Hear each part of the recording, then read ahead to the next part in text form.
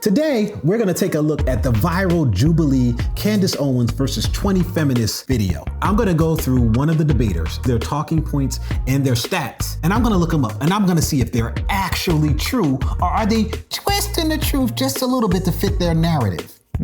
I tell you, I found some interesting things. Some things that I didn't know, some things that I did know, and some things that they got wrong. The craziness went all the way to the end of the video. So if you like it, let me know. I'll do another one. Roll clip.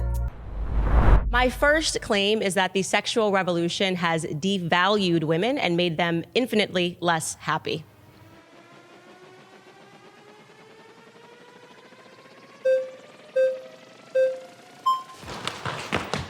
Hi. Hello. Hi. Hi, I'm Samaya. Samaya, nice to meet you. I'm Candace. Nice to meet you too. So my question for you is, statistics show that 60% of women who are murdered by their intimate partners, murdered by someone that they are in close relations with. That's according to the UN from 2023. Yeah. So how is it that, women are so valued, quote unquote, in the home, and yet that's the place where they're at the most danger? Okay, the first issue here is that she did not answer the claim. She's answering something different. The claim is dealing probably with sexual market value and happiness. And then how you answer the question of happiness is a loaded bag within itself, but she didn't address any of those things. It's the first mistake they made, and this is the first thing that you gotta watch out for. Look out below! When you're looking at debates and things of that nature. The statistic that she quoted was partially true. That's what makes it dangerous. Not completely true. And the way that she worded it definitely made it a little bit fuzzier. The woman is consummate in the art of deception.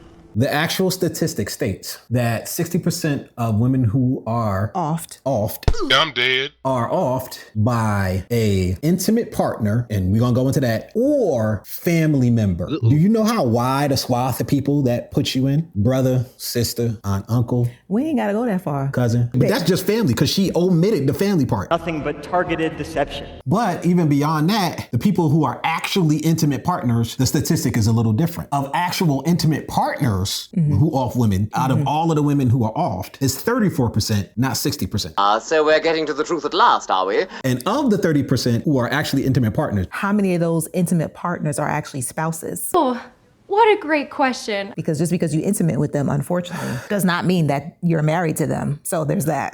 intimate partner could be a spouse, a domestic partner, a boyfriend or a girlfriend, a dating partner, a sexual partner, or other romantic types of relationships. They could also be an ex-spouse, an ex-domestic partner, an ex-boyfriend, an ex-girlfriend, an ex-dating partner, an ex-sexual partner, an ex-romantic type of relationship. What does that even mean? Friends with benefits, that's in there. Because that's the thing. It could be a booty call or an ex-booty call. That's in there. And they're quoting the stat which categorizes any type of romantic sexual relationship that you can have with anyone is all encapsulated in that 34%. On the other side, there's a reason I don't do debates. I can't remember all of that crap. Nope. I can't. Nope. It takes a very special type of person who got a big brain, as we say, to be able to remember and just spit it off the top of your head to counteract a point. Yes, that's true. And then even when you do that, do you remember all of the nuance there? No. But a lot of people don't want to remember the nuance. So these are some of the things we can look for. Okay, so I'm not sure what that has to do with the sexual revolution. Right, the sexual revolution. The first claim. The sexual revolution gave. I'm happy to answer it. I'm just saying that, if you broaden that statistic, you are more likely in general just to be murdered by somebody you know. So, of course. But men are That part. Yeah. Yeah, that statistically is true. You're more than likely to be offed by somebody that you know than by somebody you don't know. Yeah, that's true. It's harder to get somebody who don't know you pissed off at you unless you're driving. That is also true, yes. Well, Yep. But men are much less likely to be murdered by, their That's intimate not partners. true. Yes, it is. Yeah, I'm sure, because men are less likely to be murdered by women. Full stop. Specifically, around 5 to 8% of male homicide victims are killed by an intimate partner, as opposed to the 34% of women. That's just wrong. So men, just in general, are not as affected by those intimate relationships as women. That is the monopoly of force. Men are stronger, men are faster, but there are other factors that lead lead into that as well. But nonetheless, that's the monopoly on force. And I would say you probably will be better to have a man on your side than against you. True. That is true. But that's a fair point. She was right. That's a good one. Stop. Yeah, exactly. So that statistic makes sense to me. I'm still not sure how this correlates to whether or not the sexual revolution increased women's ability to leave the house, women's ability to control their own reproductive capabilities, women's ability to, control their own capacity within the workforce in regards to their own sexual capacity. So it is all of that was true. That basically was saying because of the pill and because of other birth control methods, it put women in a position to be able to go to work and to not have to worry about accidental pregnancies, to pursue careers. So basically all of the birth control options that came out of the sexual revolution as they were trying to eliminate the consequences of having sex with somebody, period. Full stop. No matter who it is, whether it's a husband or just a random thing. And because of the medical advancements that have been made, it has freed women up to be able to live lives that they could not have lived otherwise. So that's basically what that is. I'm just trying to explain what she said. And she was correct about it. I looked up those stats. Those are all correct. It is the very fact that the sexual revolution happened that made our access to the workplace much more, or just the public sphere in general, much more easy. So without the sexual revolution, women would be much more confined to the place where they're at the most danger. Isn't that true?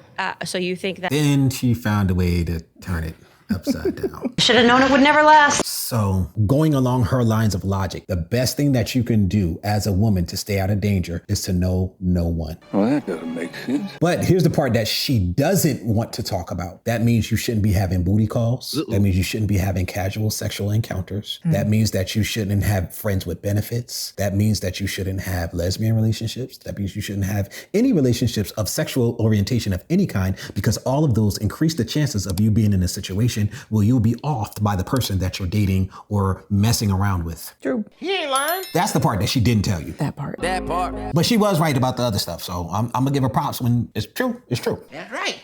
So you think that, just so I'm trying to understand your argument here, you think that if we didn't have the sexual revolution, less women or more women would be murdered? Are you saying that women are more women would be murdered, for sure. Okay. I disagree with that. I still don't think it has anything to do with the claim that women are infinitely less happy because of the sexual revolution, which has devalued women. I think you'd probably be less happy if you're being murdered. That's a very good point. Oh. Anyone disagree? Okay, yeah, I don't, okay. Okay. There is definitely a correlation between personal relationships and domestic violence. And just to be clear, if we're talking about just a monogamous relationships, the most violent relationships that are on the books are between lesbian partners. Yes, when people are intimate, that's not a true That is actually true. No, the statistic you're talking about is people who have faced domestic violence. Lesbians, yes, are more likely to have faced domestic violence, but that's because they typically came from relationships with men in which they were mistreated. She's lying. Lesbian relationships are the most violent relationships that we have on the books. But we can move on. You want to take a guess at what I found on this one? I'm pretty sure Candace was right. You would be right. All right, first of all, the highest level of DV is in bisexual relationships. Wow. I did not see that coming. Now, the reason they don't count that when a lot of people quote the stats is because it could technically end up being that in the situation that the DV happened, it was actually a straight relationship. It could have been in when they were having a same-sex relationship. So they don't generally look at the bisexual being the top one because they're dealing with both sexes. So they look exclusively at the women on women, men with men, and the women and men together. And the women with women has the highest levels of DV. Yep. Men and women straight relationships had the second level, and the least amount of DV was between men and men. That's what Candace is referencing. If you're in a lesbian relationship and you're talking about the DV that you were in, you're a lesbian, you're not bisexual. Otherwise, they would just categorize you with bisexuals. They're categorizing you with lesbians because you only date women. That's the point. They're categorizing you with gays because you only date gay men. Otherwise, they would put you in the bisexual category because there is a category marked for that. So yes, it is true. No lie, no lie, no lie, yeah. Well, what Candace said was true. Let me be specific there. Statistically, they can fact check that claim. The point being is that it's not exactly a stunning statistic to say that when people are in relationships, period, whether those relationships are homosexual, whether they're married, you're saying that the sexual revolution... Let me finish. I've let you try to explain how this is correlated to happiness, and I don't think it does. I actually think you're you're having a different debate right now. But yes, absolutely, it makes perfect sense that you are more likely in general when you are in a relationship, because people are driven by anger by people that they know, whether or not we're talking about boyfriend and girlfriend, girlfriend and girlfriend, a husband and a wife, a husband and a husband, or a wife and a wife. Yes, of course, the instances of domestic violence are going to take place when you're inside of a home. But the sexual revolution, encouraging women to give up their goods for free, which is what I'm speaking about, and encouraging men not to marry these women or to have long-term relationships, what I am saying is a direct contributor to their unhappiness, because women are giving up their goods for free and women are now entering the workplace, and that does not actually make them happy. Okay, pause. Sorry, you've been voted out by the majority. Please return to your seat.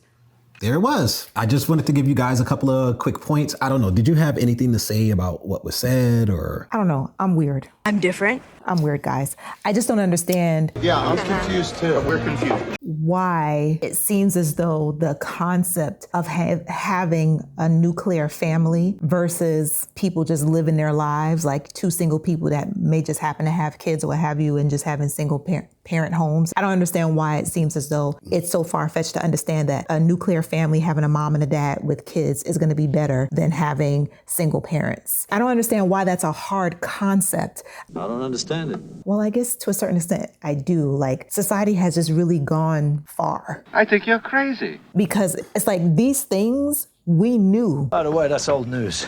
People, like, they just dumb. That's dumb. No, I'm serious. I'm just like, yo, like, seriously? Seriously? Yeah. Like, you know how they say some people, they too smart for their own good? Mm-hmm. I feel like not everybody, not her specifically, but just sometimes people in general, I feel like they're trying to be so intellectual that they are dumb. You know, for someone so smart, you're pretty stupid. If you're not seeing that what you're doing is bearing good fruit, then why are you so adamant of still doing that? I'm pretty sure a lot of these people, they can see in their own anecdotal experience, their own lived lives and people that they know around them. You can see the difference with children. And don't get me wrong, not saying that just because you're in a two-parent home that you're going to be golden. No.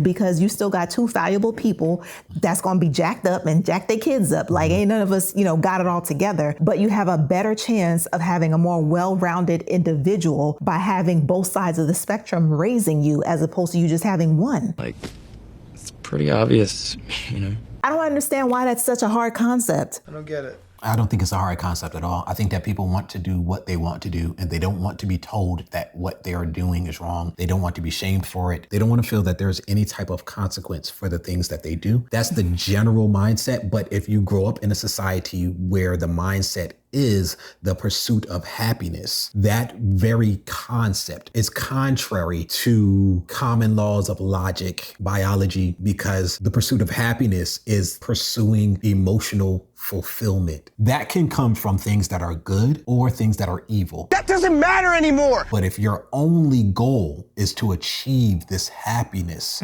people will try anything and everything. To you, happiness might be dominating someone. To somebody else, happiness might be sexual fulfillment. You could be someone who gets addicted to that, and that's your idea of happiness. The more and more like I see this, y'all better buckle up. Like, I need you to be a realist here. I understand that you've evolved. Just because you're thinking about these in different ways, it still doesn't change the fact of what is true, what we know to be true, what is factual. Facts. The things that make up our society. Like, we can't keep on changing things to fit the way we feel. Yeah.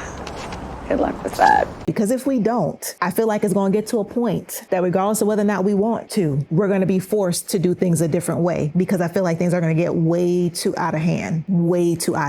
Comment your thoughts down below and let us know what you think. And if you made it this far, go ahead and smash that subscribe button, turn on your post notifications, and give us the thumbs up for the algorithm, because it helps YouTube know that you appreciate what we're putting down. What we're putting down. And if you enjoyed today's conversation, if you'd like to see more like this, also drop it in the comment section and let us know. Yeah. All right. Hey, everybody. Down in the description, there are 2 links. One is to a GoFundMe, and the other one is to a video that explains what the GoFundMe is for. Long story short, we have a medical situation with our daughter that we have to pay for everything out of pocket, and we could really use you guys' help. Yes. If you have the time, we'd love for you to go check it out. If you have the money, the funds, we'd love for you guys to help. If not, maybe you could send a link to somebody else who can help. We thank you for your time. Thank you. Press the out button.